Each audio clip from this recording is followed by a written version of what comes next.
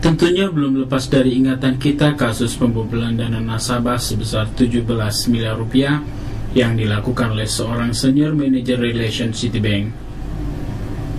Inong Malindang menarik dana nasabah tanpa sepengetahuan pemilik melalui slip penarikan kosong yang sudah ditandatangani nasabah. Belum selesai kasus tersebut disidangkan, dunia perbankan kembali dikejutkan oleh raibnya dana nasabah Bank Mega senilai 111 miliar rupiah. Badan Reserse dan Kriminal Mabes Polri mencatat hingga pertengahan tahun ini setidaknya ada 7 kasus kejahatan perbankan yang berhasil diungkap yang merugikan dunia perbankan ratusan miliar rupiah.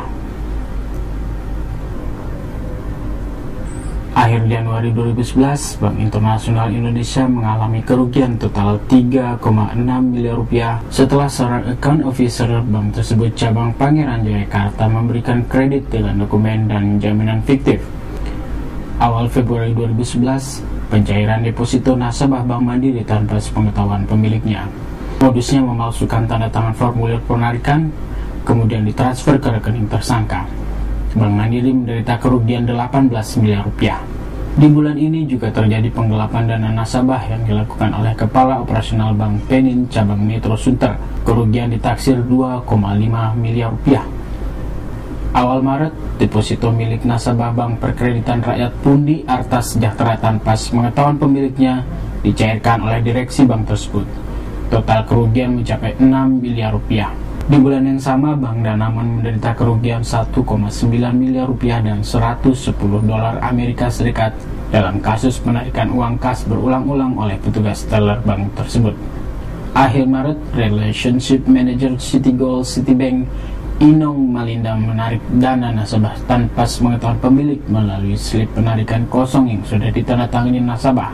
Akhir April 2011, konspirasi pencairan dana deposito nasabah Bank Mega yang melibatkan pimpinan cabang bank tersebut dibantu oleh petinggi PT El Nusa dan PT Discovery serta komisaris PT Harvestindo. Ketua Perbanas Sigit Pramono mengungkapkan sekitar 60% kejahatan perbankan melibatkan karyawan dari bank yang bersangkutan. Karyawan tersebut biasanya tanpa sadar telah menjadi bagian dari komplotan sindikat pembobol bank. Hal ini karena pembinaan yang dilakukan oleh kelompok ini begitu tekun dan sabar.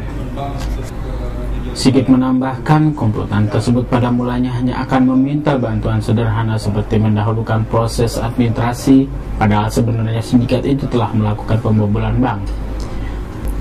Sigit mensinyalir komplotan tersebut adalah pelaku yang sama yang pernah melakukan pembobolan bank di waktu yang lalu. Cara pembinaannya begitu tekun, sabar ya. Sehingga Anda itu tak terasa bahwa Anda bagian dari sindikat itu.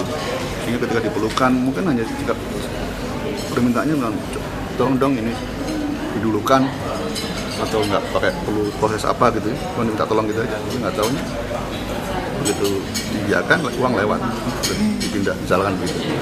Berarti kebanyakan yang melibatkan orang dalam seperti itu cara polanya atau gimana sih Pak? Sindikat ini kalau Anda nanti tanya pada polisi dan sebagainya, nama-nama orang itu kan hampir sama dalam satu periode. Itu beberapa sindikatnya namanya Anda sering sebut inisialnya itu ya, dalam media itu orang yang sama pernah membobol bank yang lain juga sebelumnya ya. Dan itu ketika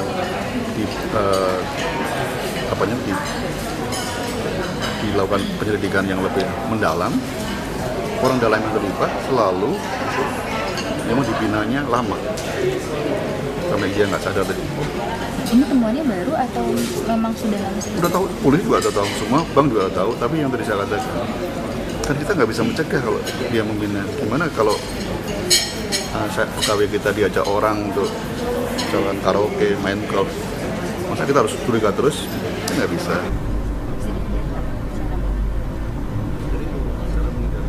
Menurut Sigit, untuk meminimalisir terjadinya kejahatan, bank harus terus menjalankan program rotasi, mutasi, dan cuti karyawan sehingga dapat memutus proses pembinaan yang dilakukan oleh sindikat pembobol bank. Bisnis TV, Jakarta.